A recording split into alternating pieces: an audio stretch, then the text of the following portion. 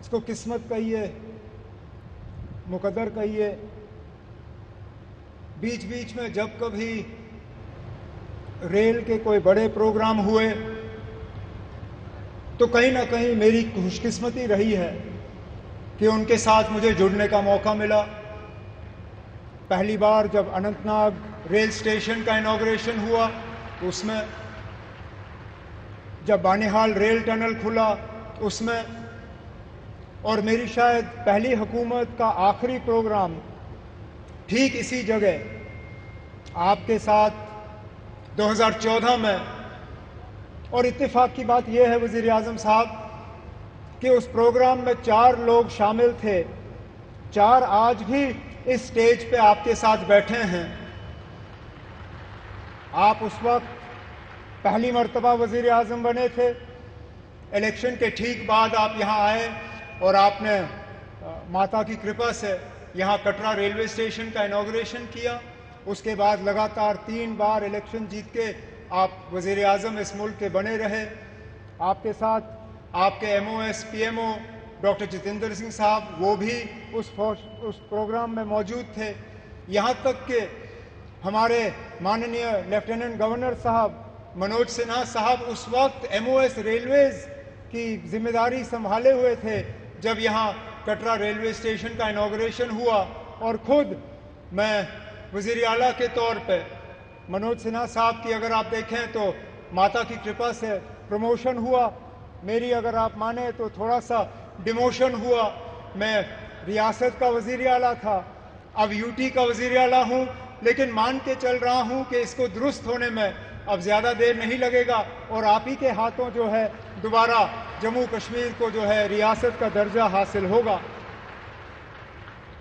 वज़ीर आज़म साहब, इस रेल के ख्वाब बहुत लोगों ने देखे, यहां तक कि कश्मीर को बाकी मुल्क के साथ जोड़ने का ख्वाब अंग्रेजों ने भी देखा था, लेकिन वो पूरा कर नहीं पाए। उनका ख्वाब था कि उड़ी झेलम के किनारे जो है वो रेल लाके कश्मीर को बाकी मुल्क के साथ जोड़ें।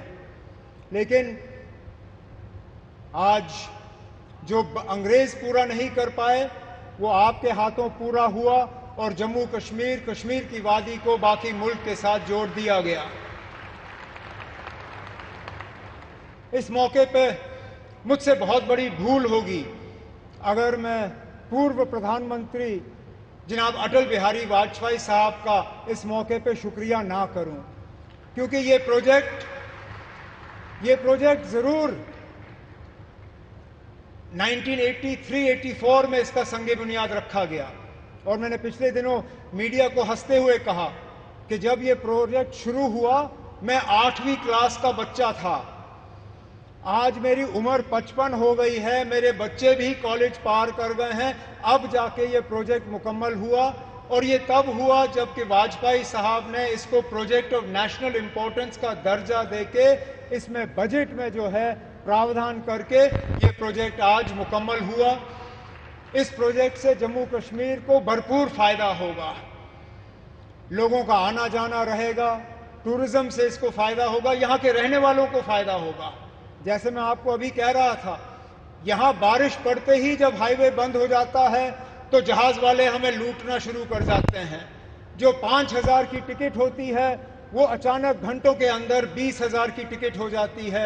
इस रेल के बनने से कम उन जहाज वालों की जो लूट रहती है टिकटों की वो कम हो जाएगी और हमारा आना जाना आसान रहेगा।